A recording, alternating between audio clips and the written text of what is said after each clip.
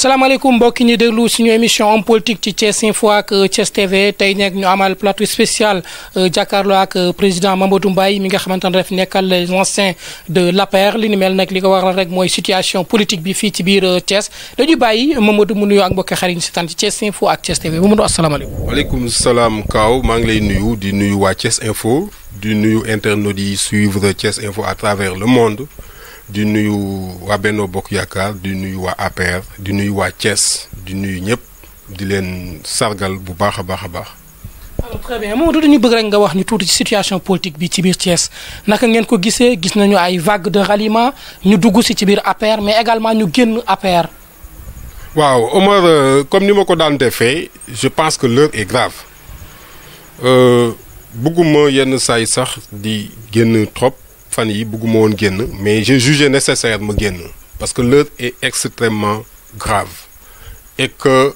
ñun APR dañ ko dund su suñu deret la nekk duñ ko bàyyi mu yàqu sa situation bi su ci président jógul le président Ousmane Tanor Dieng bi nga xam ni mooy le collecteur régional jógul le ministre Moustapha Diakhaté jógul les ministres Abdou Aziz Mbaye Augustin Tine Abdou Mbow suñ ci jógul situation bi ça risque d'être catastrophique depuis 3 jours anciens yi ñi ngi may woo ak ñeneen bëgg bàyyi parti bi loolu nag day fa nekk situation bu difficile boo xam ni ci la anciens yi dund loolu yàgg na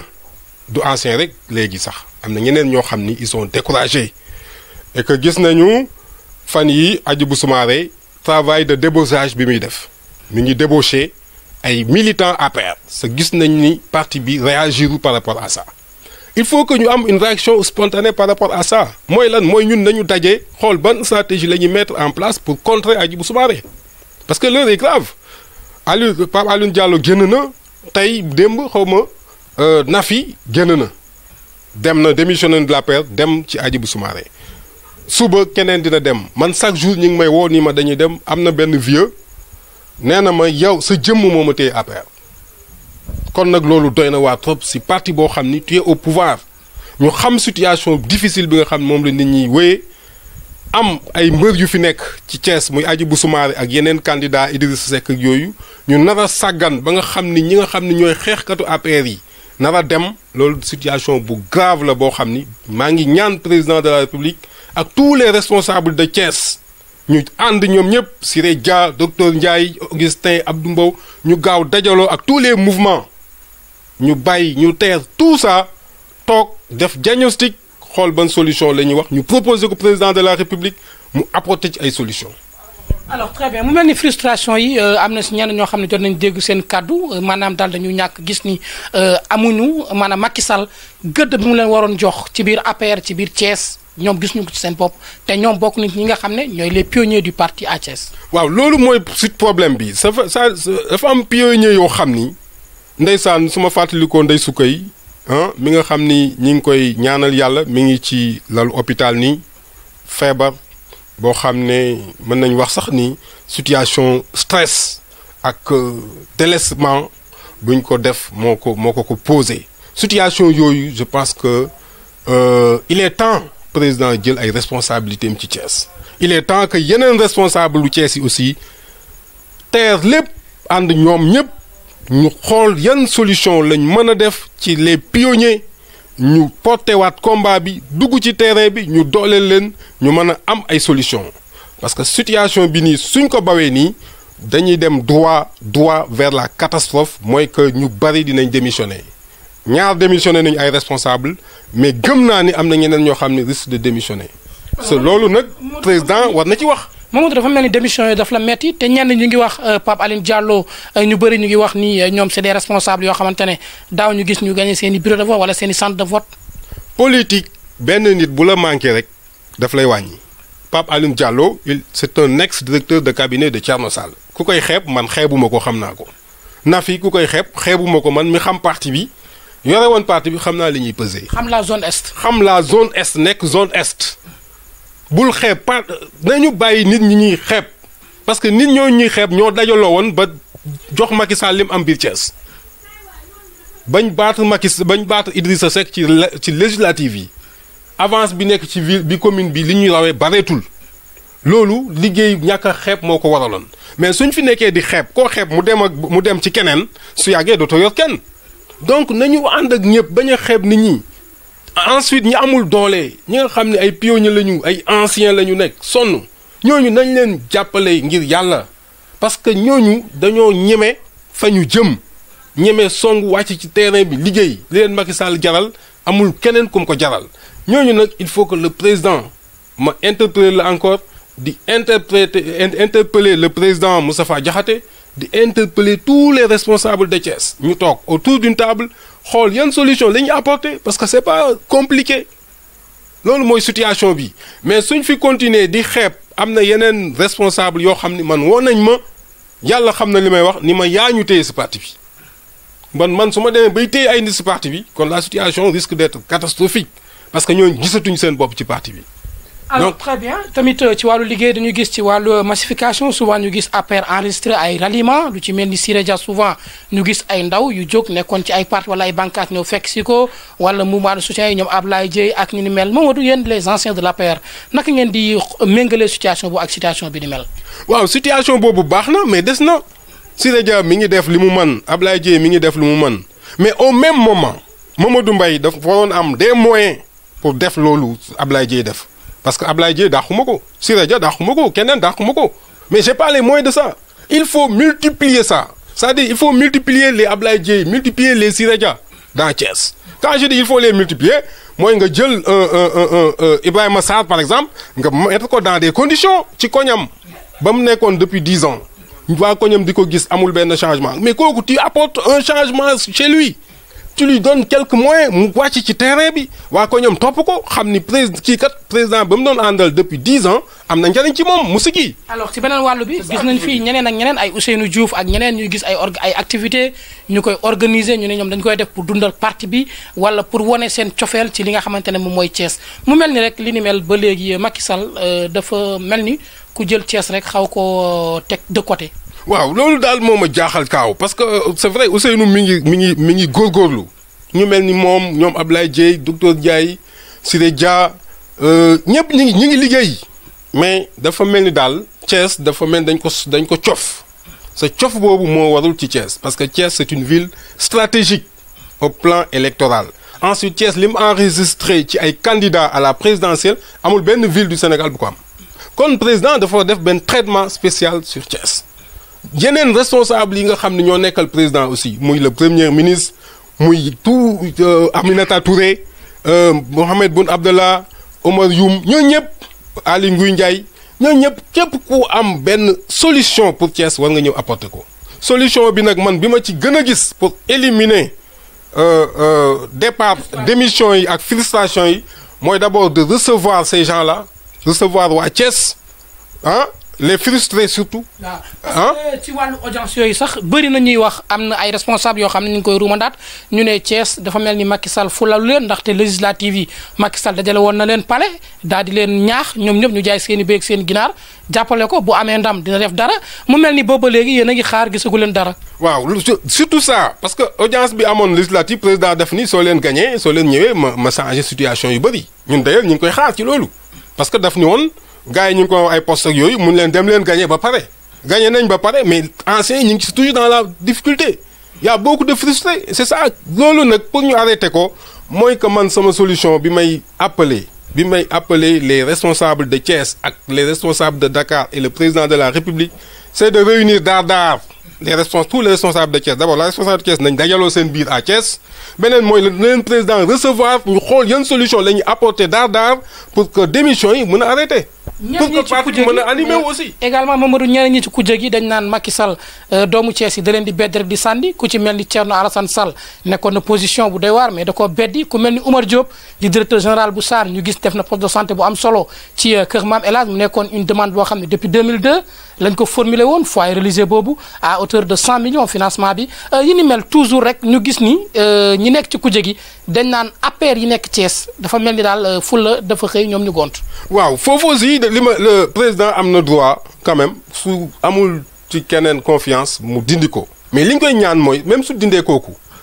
njariñ li kooku amoon au plan politique maanaam les moyens yi nga xam ni kooku moom la joxoon kooku même su ko mënul jox kenn nit mais na ko tasaare ci nit yi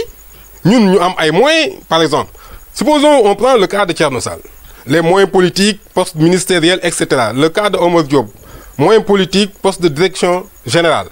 mais même soo mënul jël benn nit bu remplacer Omar Diop wala bu remplacer Thierno Sall mais multiplie li nga doon le pouvoir de décisionnel au plan financier ak au plan moyen yi nga xam ni moom lañ war a la ñooñu amoon mais tas ko ci ay responsable ñooñu apporter plus parce que ñun mën nañ ko ñun bi ñuy jàppalee Macky Sall n'avait rien du tout on cotisait donc ku doon cotiser di jàppale Macky Sall ba mu gagné mais kooku soo ko joxee quelques moyens yaa xëy si mu def liggéey bi des parce que li ci des bareetul mais c'est des gens ça ñeneen nga baleen ñoom ñëpp nag amatuñu fu ñu jàpp ñu frustré wu ñii feebar ñii di bëgg a dee mais loolu c'est catastrophique pour le parti bañ commencé démissionner nag démission yi commencé ñu nar a toog di seetaan man Mamadou Mbaye du ma ko seetaan parce que dama gëm parti bi gëm Macky Sall parce que parti bi ñun ci lañ bokk même suñu amul dara dañ ko gëm notre rôle c'est toujours d'alerter mooy wax Moustapha Diakhaté na ñëw xool situation bi wax le président Ousmane Tanor na ñëw xool situation bi wax les responsables de Thiès nañu wàcc ci terrain bi ñu dajaloo xool ay solution très bien alors ci beneen fànn bi gis nañu ay mouvement de soutien nekk fii Thiès doomu Thiès du dund fii Kames bu Babacar Pascal John du dund fii ñoom Mamadou ñu ngi Itecom ak ñeneen ñoom ñëpp ñëw ne dañoo ñëw pour renforcer président Macky Sall mais du ñu jaar ci APR dañuy yore seen i propre mouvement pour jàppale ko situation boobu tey bu ngeen ko méngalee ak li ngeen doon dund tey moomu lan mooy doon résultat bi. waaw loolu day wone ni ñooñu day nit ñu gisee ñun nit ñu gisee maanaam traitement bi ñu gis ñu koy def. moo tax ñoom amatuñu courage ñu bëri damay waxtaan ak nit mu ne ma bëgg naa ñëw APR mais da ngeen siis par exemple il te dit ça da ngeen siis donc yooyu il faut que ñu suñ bëggee président am ndam biir Thiès il faut que ñu xaw a moytu yooyu loolu la ñoom Pascal la yeneen nit yi xaw a ragal moo tax du ñu ñëw fondre ci parti bi dañuy préférer créer seen mouvement pour mën a visible aussi parce que ñun ñu nekkoon fii depuis 10 ans on est presque mort et que c'est une situation boo xam ni il faut que ñu xool solution. mais Mamadou léeg-léeg ñu dégg ñu ne président maye na ay billets mag les anciens maye na ay postes wala ay postes de chargé de mission li ni mel da leen di tëb. waaw ñun duñ ko yëg sax postes yeeg yëpp duñ ko yëg suñ fañ koy joxee duñ ko yëg su ñëwee ni ñu koy séddale duñ ko yëg dañuy jekk ba jaag daal ñu ni diw il est chargé de mission xaw ma leen mais ñun anciens yi man personnellement je vois pas ça c'est des loolu aussi il faut ñu xool ay solutions. Je pense que li war mooy lu ñuy def ñu toog woo les responsables ni lii moo am mais il s'agit pas aussi nekk en catimini di def lu la neex loolu aussi day yàqal président de la République ñëwuma aussi pour ŋàññi parce que ŋàññi bi dépassé nañ ko l'heure est grave du ma nekk di attaquer qui que ce soit mais ce que je voudrais mooy que ñun ñëpp ku amoon lu la naqari ak lu la kii nga teer ko ñu mën a ànd ñun ñëpp xool ay solutions parce que c'est l'heure des solutions. Mamadou loolu nga wax dafa mel ni seen njiit moo ko njëkk a wax Macky Sall dafa mel ni bi muy lancé parrainage yi moo taxaw ne dafa bëgg xeex yeeg coow li lépp ñu teg ko ci suuf xam ne moom moo soxla te moom bu soxlaa ñëpp ñàkk te bu ñëpp waree ñàkk rek kon ñëpp war a jël seen alal jël seen moyen pour liggéey. waaw loolu le président wax moo tax man aussi ma ñaan anciens yi ni leen ku nar a démissionner dimbali ñu ngir yàlla may ñu alerter. ba xam lan la président def ba xam lan la responsable yi def am na ñu ma woo man leen dimbali leen ma ngeen arrêté on verra parce que président suñ ko alerté mën nañ am solution mën na am Moustapha Diakhaté dégg ko ñëw wala Oumar Youm dégg ko wala premier ministre wala président Ousmane Tanor wala même les responsables de Thiès parce que nag toog ñun ngay dégg ñu naan la kii a ngi dem affaire bi c'est clair c'est concret c'est pas de la fiction ah. Diallo dem na Nafi dem na keneen day dem Hadjibou Soumaré on a mis des moyens à Thiès ça aussi il faut pas le négliger bu ñu xeeb Hadjibou Soumaré il a des moyens et ça ñun mënuñu nekk au pouvoir Hadjibou Soumaré ñëw di ñu dominer à Thiès di récupérer suñu militants c'est même honteux pour le parti un parti au pouvoir nga toog di seetaan ba benn opposition ñëw di xëcc ay départ Mama Diaw ci Bougane Gueye Dany la nekk léegi waaw voilà Mama Diaw aussi voilà déjà donc ça fait 3 départs. Mama Diaw gis nga li mu mobilisé fële ci champ de course. ce kooku APR la nekkoon faale wuñ ko. ñoom Assou Diouf ñooñu ñëpp voilà c'est des voilà la situation mi ngi agrandir mi ngi aggravé wu donc ñi ngi ñaan président mu ut solution di woo madame Marième Faye Sall bi nga xam ni fu président taxaw mu taxaw fa mu ñëw Thiès xool solution bi aussi parce que fi ñu toll nii situation bi képp ku am solution rek ñu ngi lay woo. parce que l'heure est grave. Mamadou am na tamit benn muy nuit de l'émergence bi ñu fi defoon bëri woon na coow waaye jigéen ñi ne dañ ko def rek pour wane seen bopp wane seen doole fësal liggéeyu Macky Sall ñoom it dañ doon xaar audience mu mel ni audience boobu dafa naax saay. waaw c'est vrai moo tax ma ni président na def audience woo waa Thiès yëpp déglu leen mais président waa Fouta yi salle de 400 places la woote. waa Fouta yëpp ñëw mais pourquoi pas nga woo waa Thiès yëpp ñu ñëw toog. ñu nga bàyyi leen ñu wax quels sont les vrais problèmes réels de Thiès ñu wax ko xool ay solutions réelles de Thiès ñu mën ko apporter pour avancer parce que l'heure bi jot na. on est à quelques mois des élections. également toujours ci audience yi dañuy wax aussi Ligue des imams oulémas de la région de Thiès bu ñoom imam Asparo Ndiéguène ñoom it dafa mel ni ñu ngi doon sàkku ab audience boo xam ne Moustapha Diakhaté doon na def ay jéego ak Cheikh Kanté. waaw sur ce plan là aussi maa ngi interpellé Moustapha Diakhaté parce que man keroog bu mu koy wax maa ngi toog. Moustapha Diakhaté dafa am loo waxoon da nga ni woon imaam yi même suñuy dee seen cercueil dinañ ko dugal yóbbu ko palais de la République respectel sa kàddu yow président Moustapha Diakhaté respectel sa kàddu ci li nga waxoon ci imaam yi. ensuite imaam yi mais c'est des personnes influentes kenn du leen négliger Hadjibou Soumaré soo amoon lii daw na ba rëq Idrissa amoon lii daw na ba rëq pourquoi ñun APR ñu fexe ba am ay imam et oulémas des gens extrêmement influents ñu bëgg leen seetaan comme ça mais loolu c'est catastrophique pour le parti et que kenn du wax kenn du def dara man li ma jaaxal ci APR mooy da ngay gis ay nit yu am njariñ yu soxla dara kenn du leen faale nga gis leneen ñu nekk ci lu nekk yoo xam ne amul benn njariñ pour le président de la République ñun nag njariñu président la ñuy dox président lañ gëmuñu beneen nit ñun basé wuñ aussi ci kenn ci président de la République. bay doléance su jeunesse thiessoise bi mooy le stade Lat Dior parce que gis nañ ci état bi mu nekk ñu ngi doon wax ni dañ ko livrer avant décembre mu mel ni mbir mi daal waxu politique la. non du waxu politique foofu parce que on est à presque 95% de l'exécution des travaux donc stade bi presque pare na parce que ñun dañ doon wax waajooju ni ko waxal ministre bi comme ñun mënuñu jot sax ministre ñu ni ko yow mi ko mën jot nee ko mu àggale stade Lat Dior mu ni ko les travaux sont à 95%. incha allah dinañ ko fii ak décembre incha allah dinañ ko inaugurer. alors Mamadou situation bii ni mel ay ralliement ay démission bu continuer est-ce que di ngeen am résultat yi ngeen fi amoon. ci législative non loolu jërul sax xalaat laajte duñ ko am. man du ma nit koo xam ne day am langue de bois wala ngay nax président de la république situation bi nii su continuer nii mais li ñu amoon ci législative yi dañuy arrière c'est clair hein parce que situation bi c'est quoi les gens dañuy dem léegi c'est des démissions loo xam musuma ko gis affaire les gens partent au pouvoir mënoo téye sax say militants c'est catastrophique et que loolu il faut que rapidement ñu ci ay solution moo gën vraiment ku nekk toog sa côté di wane ni man la. zone est bi da ngay gis ñoom Maodo Malick Mbaye ku ci nekk yaa ngi yëngu mais Thiès daal Macky dafa mel ni daal moom xam naa ni comptewul ci Thiès quoi. voilà man j'ai l'impression que président gëmul Thiès quoi man dama yaakaar ni daal moom président Dany mën na gagner peut-être sans Thiès parce que man mënuma gis électorat bu toll ni Thiès am ay problème ay difficultés ñëpp def sourde oreille même doomu Thiès yi gunge ko. waaw doomu Thiès aussi kenn àndu ci kenn ku nekk toog sa koñ quoi donc loolu aussi réunion gisu kañ nga gëj a dégg réunion APR kañ nga gëj a dégg benn woote wala woote ba ñuy woote dañuy woo ñi bañ yooyu il faut ñu arrêter yooyu il faut que les gens prennent leurs responsabilités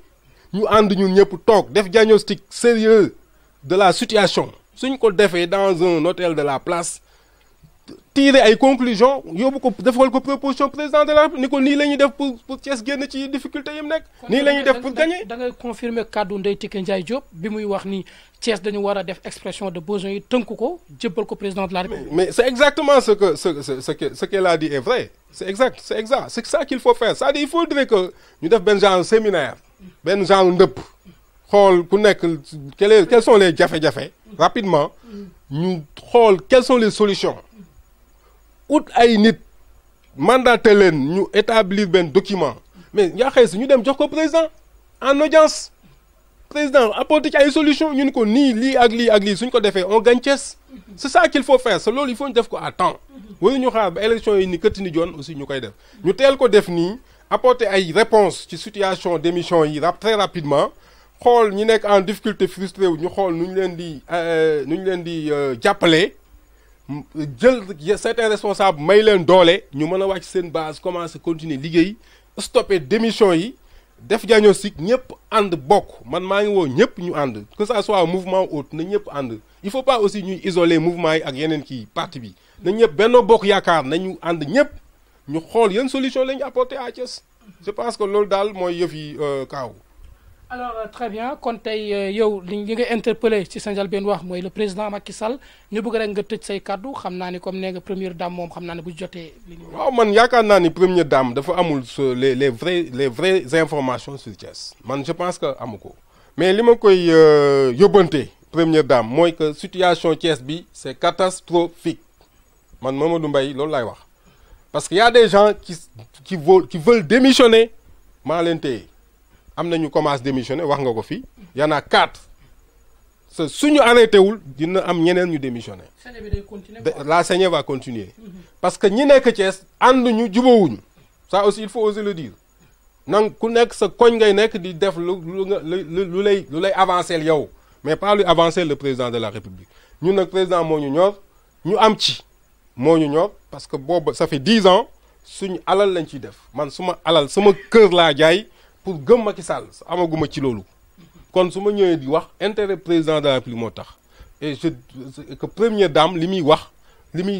muy jëf pour intérêt président la moo tax ñu koy interpeller tous les responsables de Thiès ñu ñëw ànd bàyyi kuréel yi bàyyi yëpp bàyyi considération yëpp bàyyi aussi di xeex ak yooyu nañ ko arrêté c'est ça loolu daal maa ngi sant bu baax di leen gërëm di appeler encore une fois suma camarade yëpp ñu ànd parce que situation bi vraiment dafa laaj ñun ñëpp ñu am proactivité def benn réaction bu rapide parce que la situation est difficile merci beaucoup. très bien mbokki xarit ñu doon seetaan suñu émission homme politique ci Thiès Info ak Thiès TV dina dalal Mamadou Mbaye nekk le président des anciens de l'APR fii ci biir ville bu Thiès di leen jox di daje rek ci benn numéro incha allah.